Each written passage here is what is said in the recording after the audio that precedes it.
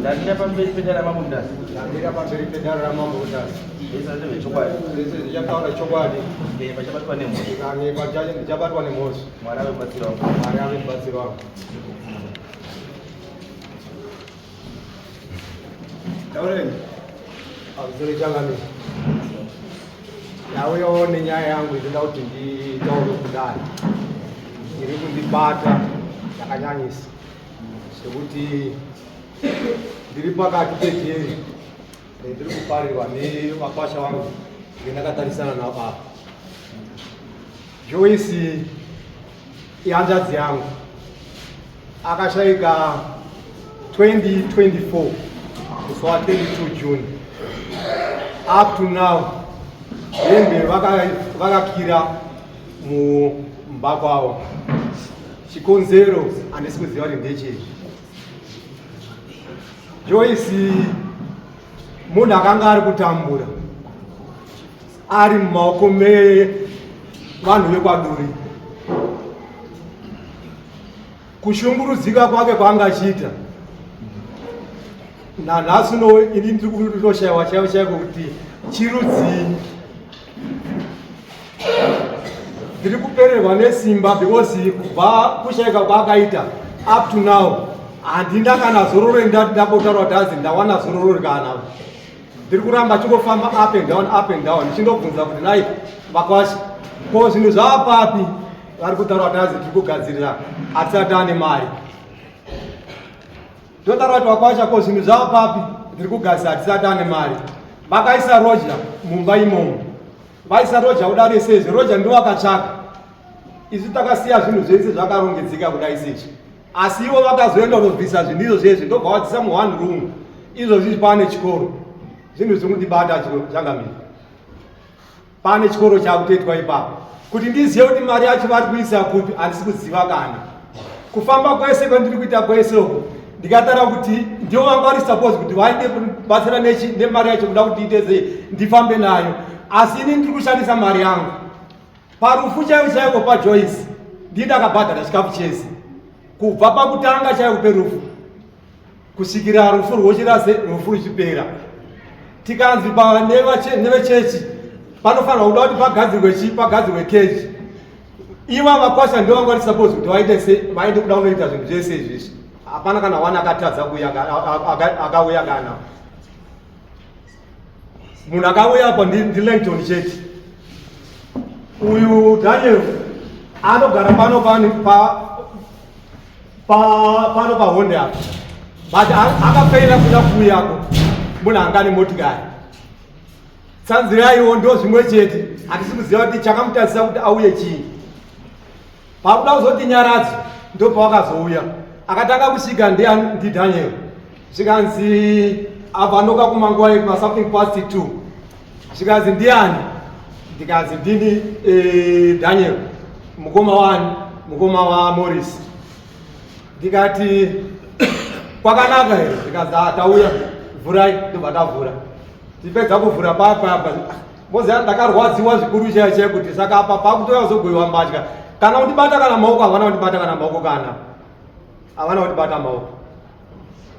Saka changamire yairi iri kutondibata chaiye kuti ndizwewo pfungwa dzavo kuti ko muri kuchengetere chiko mbatya dzehanzvadzi yangu. Mazvida changamire. Ukamati apa maunoguma mbatya waigova chii? Mati ndazva muchiti vaunondibata maoko wanga kutogova mbatya panyara. Aiwa ndiri kutaura kuti pavakauya ndikataura kuti ndo pakatangira nyaya yacho kutaura kuti taida kugova mbatya. Petaida kugova mbatya ipapa chikonzero chakaitisa kuti tisagove mbatya. Joyce akatanga kusvikira kwaHondi. Asvikira kwaHondi akatambirwa mumusha. Ndokubva ashungurudzika nani nevabereki vekwaduri.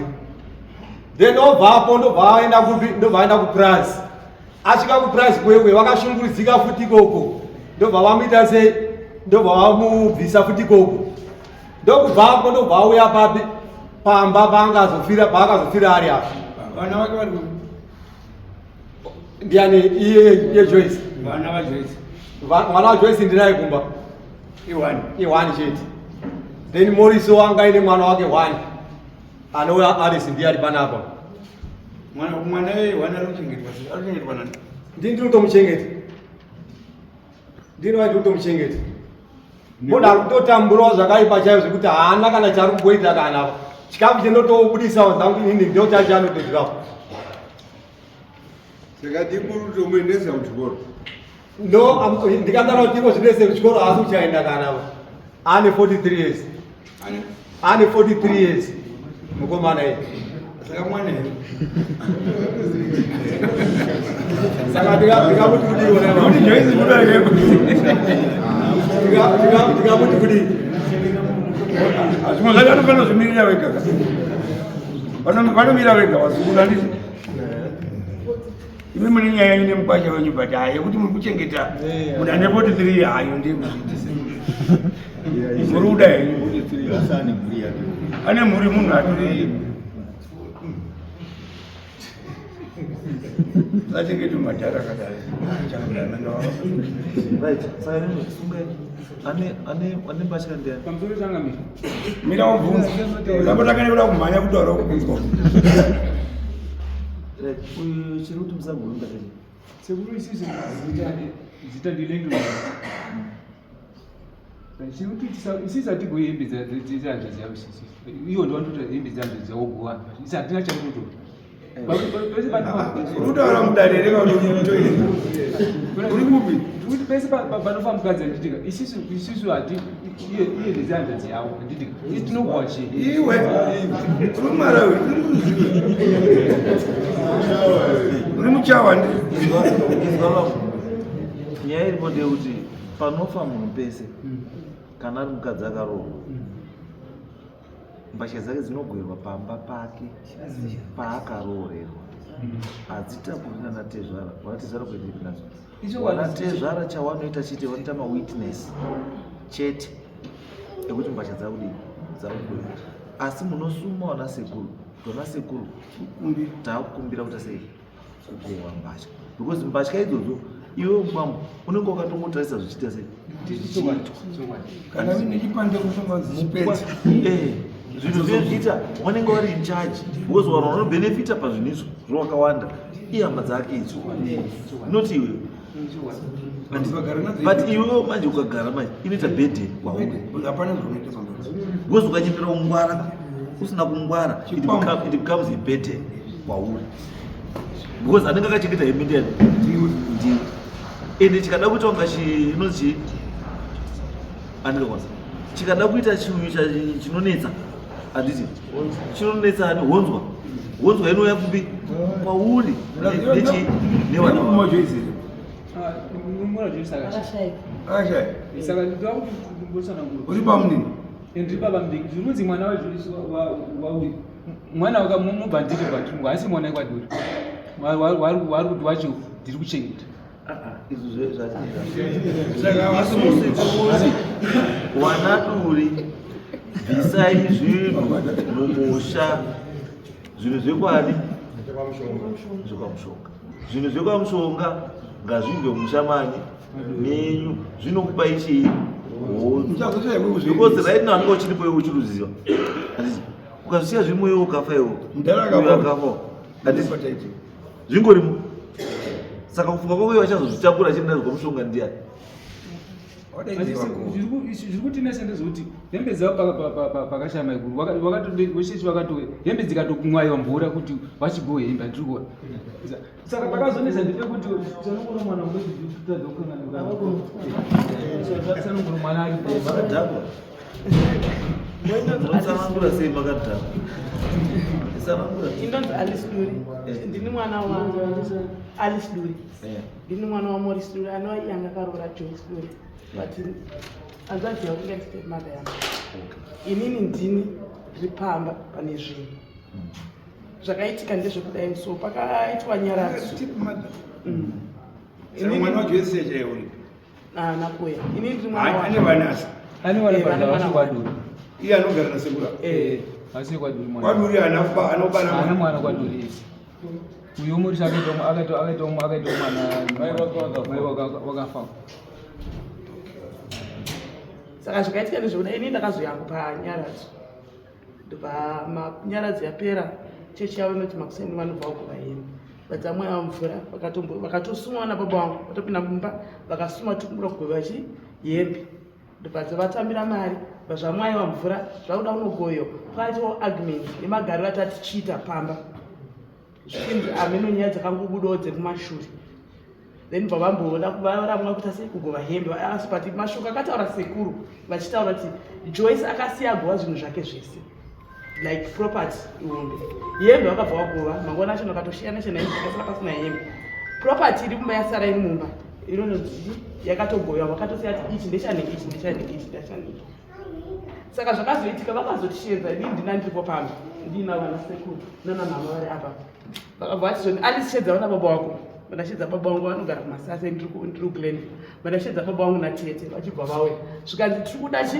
tiri kudawo mari yetransport yekuti titakure chi zvinhu zviende kupi kumusha ndobva saka inini zvandanga ndichiziva ndichibva kusouth africa ndachiziva kuti baba vangu vanga vakatijoinera dafs nenge chitibhadhara papa ine $200 isina kwanisa kupiwa bamini vangu vapozi ndo vakafambira mapepa yainzi ndindofanira kuva ndichitora vandati ano since mati muda mari yetransport taizowedzera yekudafs 200 iriko kuti mwana kuti wanirwayachi motikari nekuti takure zvinhu zvamuma zviindi kuvaridzi vazvo then vandaenda kudafs kuyakwera I didn't know kuti sekuru vanga vakatofambira mari behind my back vakatora 200 yevanga vainayo of which is fine yanga iri mari yanga ichifanira kubenefita pachi pana muyanzvadzi yavo zvasina kuipa then bamini vangu vasina kuzokwanisa kuvatenda nenyaya yebasa anonzi Dani Moduri vovo vanga vachititsanzirai duri pane vataura tsanzirai duri haana kuuya vanga vari kuSouth Africa vari vatoresa critical vachirwara ndiye munhu aitichengeta namhano pamba then bani Dani Moduri vabva vati no chitsvagai motikari tikaenda nabamini vangu vakumbara inotsvaga motikari tikatichaja 400 tikatikaudza sekuru motikari taone kushaja 400 ivo vakati vane motikari yavanoziva yemunhu wavanoziva vakatonipa nhamba dzemunhu wachona ndikamufonera pakuzofinalize neprice atinozofinalize vatarara mangwana achona hatina kuona takazoti manheru zvikanzi Alice fonera baba vako vandafonera pandanimo since vamwe vachona vanenge vari kumusha vamwe vachona nga vasinzwa fonera pandanimo vasina kukwanisa kuuya nhasi ndobva ndavafunga mbovatanga kutaura navo zvikanzi inini ndazofunga kuti zvinhu handichatakuriwa ozitanga takamirira chi makoti ndizoyazita se takumirira vemutemo vanoni vangu vakabvunza ifoni yanga palauti ndandakaisa palauti vanonga vabvunza mutemo wei watinomirira kuti mugove zvinhu zvenyu mutakure zvinhu zvenyu mutemo wei watinenge takamirira sekuru zvikanzi aya pane vana 2 pakasiwa vana satifanira kuti chi vana vabenefiti zvikanzi vana 2 vapi sekuru akapindwa Jose naAlice zvikanzi vanonga vabvunza kuti Jose mwana wakaduri here anoda kubenefita chinhu chekwaduri zvikanzi nasekuru aiwa asi mwana wakaduri zvikanzi saka anopinda papi pazvinhu zvekwaduri sekuru akabva watsamwa kati ina handichatakurikana chinhu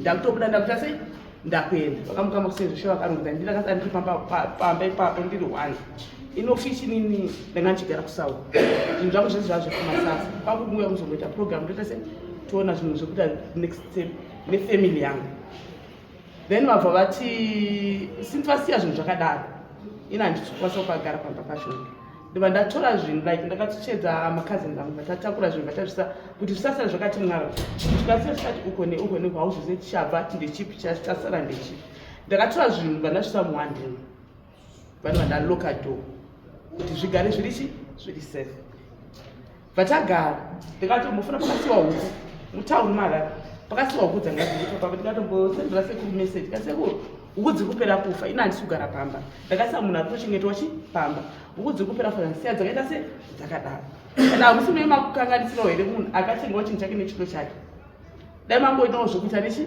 nehuku dziri kupera dzise kuita sei kufa katisiya dzakaita sei dzakadaro tagara ndakati munhu wamessage of court akauya akataura kuti sekuru vaexecutor vachi vepamba yababa vangu ndivo vaexecutor ipamba pamorisbul then ina kwamutare ndikata se ndikakansela chi ndikati inini pakati pacourt Joyce anga achinzi Joyce Durandisi tanga tisipo tese vakaita kota and official vane right yekuti haposi ihama yavo zvinenge zvisingarambiri but indakabva ndanoisa se vana vanhanekadzi namba tati izvo zvandibvumira nechi handibvumirane nazvo vatsagara then inandaregister estate vanoti ati ndiregister estate yamama saka ndibva ndazonoudzwa kwamasofa ikoti handikwanisi kuregister estate yaJoyce Duri since ndisiri biological daughter then I have to cancel the father ndobva sekuru ndobva wanditi uri kudiwa ndakamboshetumirwa vanhu mameseji urikudiwa kukoti chii and I have to ignore because ndanga ndakanzi nevanhu because imba iri under cooperative zvanzikopa imba yedu haina kwainoenda kukoti haina kwainoendesa because imba iri iri under cooperative hamuna chamunoita because tinoshanda nichi neconstitution then sekuru akazouya cooperative imba yakatengwa turi cooperative asati ani matitle deeds stand yakatengwa turi cooperative vakatongopiwa vachiri kubhadhara ana masoja anga masoja akatanga kushandira baba kana baba kana ari baba akatanga kushaya akasara surviving spouse ndiani Joyce. So it means Duri as a claim. Because pakaitwa process yekutengwa kwestand cooperative kuti pakapiwa akaduri angari saka uri une stake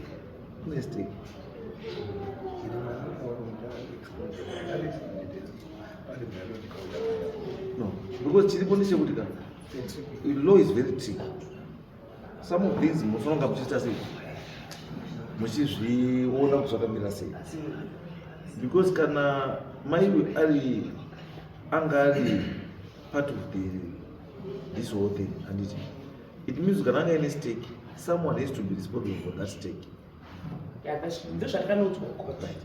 saka someone ari responsible for that stake who is it and pakadai since maiwe anga ine chi mwana wake handiti it means mwana wake then comes in as beneficiary wasted yamai wake kwete 100%, not 100%, but comes in as a beneficiary and ndo panoyamba apa sekuru hadi hapo because pane mabeneficiary. Okay, ndichibvunza uri mwana wababa ndi mwana wababa and inini ndini ndaka like constitution cooperative imba yakataura kuti isusu imba yedu ichiri under cooperative ni constitution yatinoshandisa ine ndichotongoti handina kuzofamba ndinhangu apa ndinokubatsira because I'm not part of that because that is more legal zvakukoti saka vata ivo vanoshanda neconstitution ini baba vangu vachitenga vachisustain vakanyoresa inini zvo chinokana mapepers aripo vakanyoresa ivo baba vangu mukadzi wavo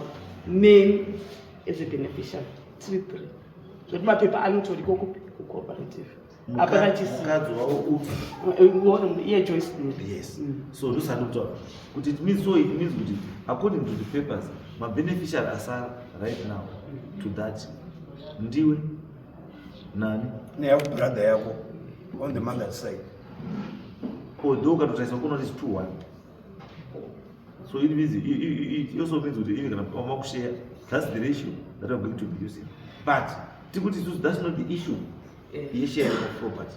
The issue yayekuti hembe dzaduri dziri papi dziri pamba issue yeproperty yapinda pakuti sekuru vakaramira kuti chi matizvo neuya hatese abenefit because issue yasekuru chaishakuru kunzi kupika kwavaita chokwadi issue yavo ndeyekuti ase ndenyaya yepamba ndo issue yavotaura nyaya yekuti handisimbozwa kuti rendi inyaya yepamba saka tikuti isusu this one from the explanation tese tiri pasemu chii saka tikuti sekuru ngawasatyi sekuru vari chii havasiwo varipo asi mwana wauri kuchengeta 43 year old aripo saka chiripo nekuti chiendai kotaurira mwana kuti mwana abatana neupi neuyu wabatana neuyu zvatoti imi mwana sekuru vanoronga chii mbatya dziite dzigoyo zvimwe zvese zvinozoya kumashure zvaleta but vanhu vari pastake up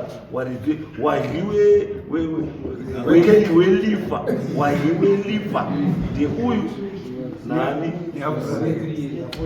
pamusoro changamire ndaida kuda kuti ndizwa kuti iwo handiti ari kutaura kuti hanzi yanga iri muzita mekomaii mukanibvunzirawo kwaari iye kuti zita riri kubuda izvizvi pamagesi apari kuda zita rani magesi anorejisa as an individual norejisa nezita rako abati nekuti morisbury unotonozvitira wega magesi unozvitira wega then imba inoshedza zita netitle deed zvakafanana neaya baba ukada kutodzvisa tokukurisira kuti James Mutasa saka inyaya yenyu very simple. Let's go back zvakataura ende mubate chinhu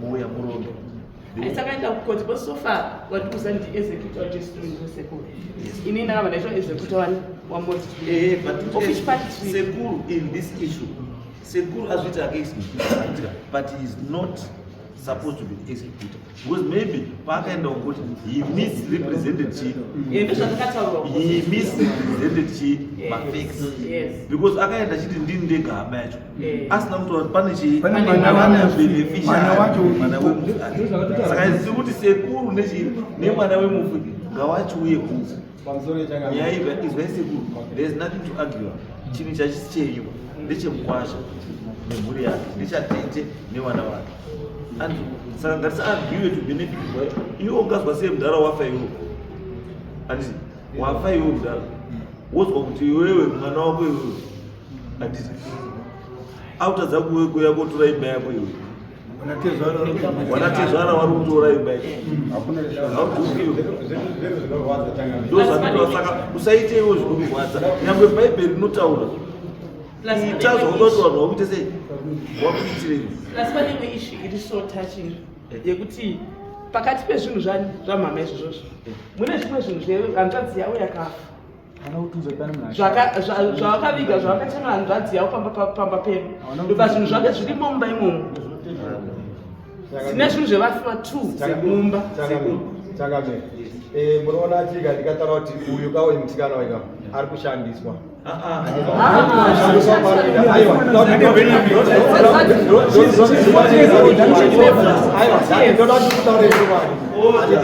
handina zvinhu zvemwe munhu arimo imichiendai sekuru motore zvinhu zviri mumba izvozvo whether ndezvavanhu 2 kana ndezvavanhu 3 endai motore zvinhu zvenyu moite sei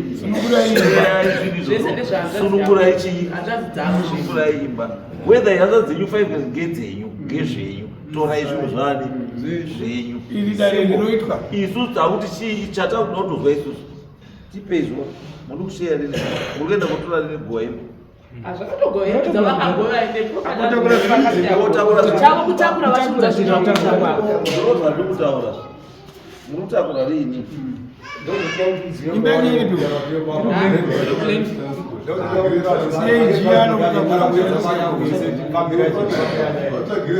sekuru is why guys is why let's not try to be difficult cannot do so much with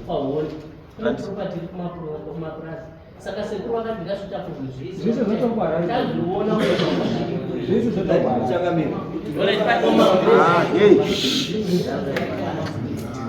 zvinhu zvacho munounza in bits and pieces. No, handisi kuita in pieces vachangamira. Ona patapa yasamazofane nemba. Joyce akatanga kusvikira paHondi.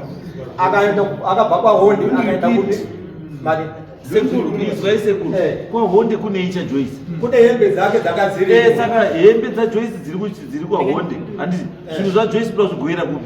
Zvikakugerwa zvese kwachigodoro. Kwachigodoro. Saka nemotoreka zvinhu zvacho ngazviende kwachigodoro. Zvichiuya nani kuchangamira. Saka munoti ndikupe mari kuti aiwa. Chauda imba.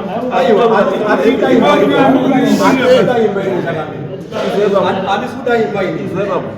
Bambu kana matozviita executor ka weimba iyoyo ndio iti. Ndo basa rako. Kana matozviita executor paimba it means kuti une chekuita neimba. ati saka hamungadi imba yemunhu nokuti execute imba yemunhu Handisi- afuta zvakumutambura Hembe yako handina chendiri kuda kwavari inini chakamira ndinoda kuda kuti zvinhu zviite sei zviende nenzira kwazvo chaizvo $200 ipadhafu ziri mari $200 iyana tgs pachikamba chacho And ndandakazvishandisa haisi $200 chete. Aiwa. Like baba wangu waipiwa pension 255. Mama Aiwa. vanga vachiwana every month handiti. Then ana munozati mwedzi unofa munhu like July. Vakaiuna July vakafa baba, vakafa mama. Mari iyo vaifanira kuiwana. Sekuru vakatora mari yaAugust vasina kunovharisa pension yamama. Mari yaAugust vakatora mari yaSeptember. I have to go and close that pension. Ndinakanoibharisa inini. sekuru andakamana zvabuda Vachitora. criminal Vachitora every month Unosungwa. vakafonderwa nevanhu vekupensions mari kutora isiye. phone number vakataura kuti zvinhu hazvisati zvagoviwa musangware zvinhu hazvisati zvaita zvinhu hazvisati zvagoviwa saka inini mari ndichiri kuita sandangani ndavharisa pension but pension inovharwa musoro mwedzi wafamungu tatopedzai handisi guys sekuru zvinhu zvese ngazviende kwachigodoro mugowe zvemufi imi wasikana mukwana zvadii zvanetsa wasikuya kotora zvinhu let us know ende imimi handisi kutoa futi muchibva marekeza kana mukakwanisa kuwanawo your contribution towards that isai contribution mabatsirana sekuru zvinhu zviende panzvimbo chi1 zvigoyo because at the end of the day sekuru haana chinomunetsa because hemba dzimba kwa panokachi pave clear kumusha zvinhu zvamama papa nemusikana wavana vakaisa mama ndazvati kumba kumurendo wani ende motore rent yekumba aizvozvotakura zvinhu hamana problem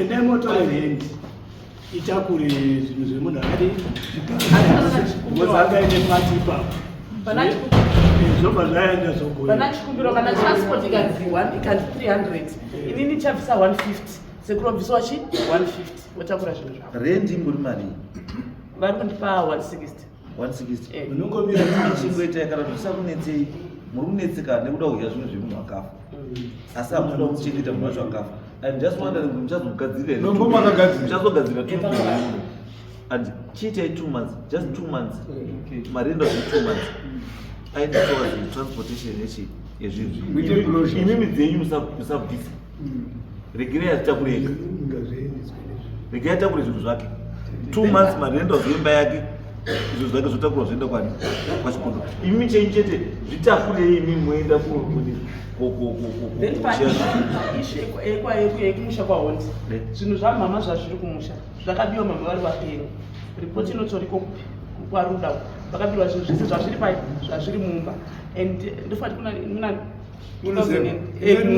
kumusha then kuprazi mama angu asachaiti zvekuprazi kwakwa kushandiswa nani nabamuni inonga vasareda kuprazi kunani nabamuni pakuwirirana kwako inango handizeto akawirirana kuti chii baba vangu vangu vaine prazi no it's okay isu kuti zvamai zviripo izvizvo ngazviende kwachigodora zvikushei zvatopera izvi zvimwe zvese izvi takutsvaga asi rent for 2 months ngaitite transport itakure zvinhu zvemunhu azvitakure zvinhu zvake moenda imimi zvitakure imega mushezvo rambai isiyana nenyaya pasharing yechi yezvinhu izvi handiti even nyangwe rend yacho handiti uyu mukomana uyu if he is supposed to get $60 every month mupewo $60 for now arumboiya ndi handisataenda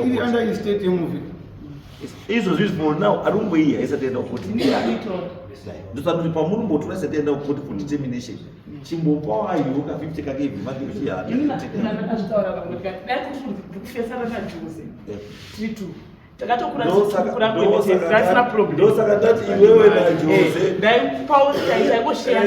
ndosaka ndati iwewe najose chiendai mugare pasi muri wakati muri 2 motoita zvamudi moita nyadi yapera nhaka pfuma yanhaka handei baba